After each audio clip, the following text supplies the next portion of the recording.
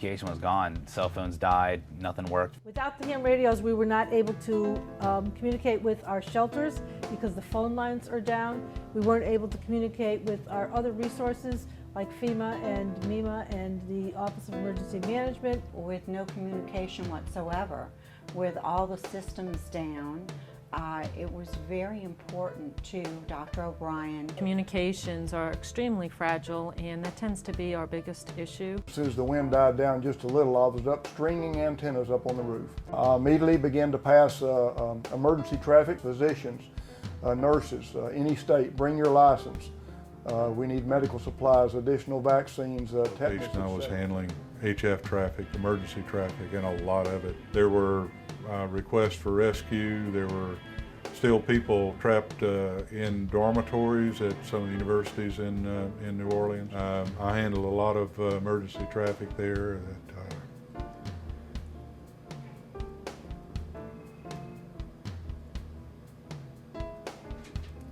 Tough, massive. Yeah, let's face it, this is the greatest natural disaster we've had in the United States. It's really been an experience for me, and I'm glad to help. I wound up setting up in a Walmart parking lot. I was receiving traffic over the HF net, a lot of search and rescue. People trapped in attics, people trapped on roofs. There was a woman in labor with serious complications, and she was not going to make it if she didn't get out. They couldn't get a helicopter into that hospital. The helicopter got into Tulane Hospital, and then they had a boat en route to pick her up. And we had her ready to go, and getting in the boat, she got out safely and got into the chopper. That was a real heartwarming experience. Because I am from New Orleans, this region is a very deep and super important part of who I am. I had to do something. This is my first emergency as a ham radio operator.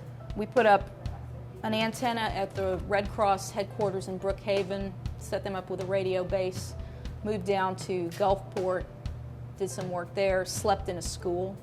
It's better than sitting home and watching it on TV. It's very difficult for me because I'm from New Orleans. I went ahead and got my ticket after 9/11 because I wanted to be of some use. I love the idea of talking on the radio to people on the other side of the planet who you've never seen.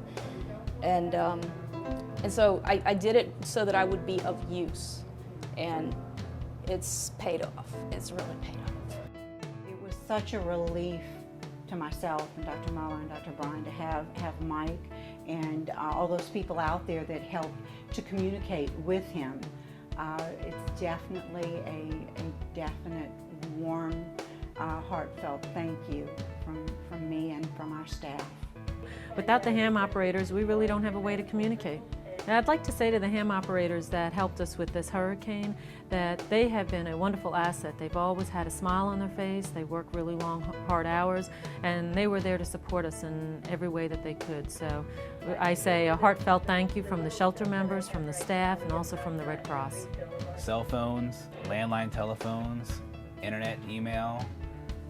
Outside of that, what is there? I mean, if it's all down, it's down, and if you can't get at the airwaves via the ham operators, then there's no communication. Thanks, guys. Myself personally and the Red Cross truly offers their complete and wholehearted thanks. And I think the American people offer their thanks in that the people in this area are really appreciative of what their efforts are, because from what I understand, you're all doing this as full volunteers, no recompense, you're paying your own way, and that goes really above and beyond anything that I have known before. So a very wonderful, heartfelt thanks, and keep coming back. And if there's anything that we can do for you guys, let us know.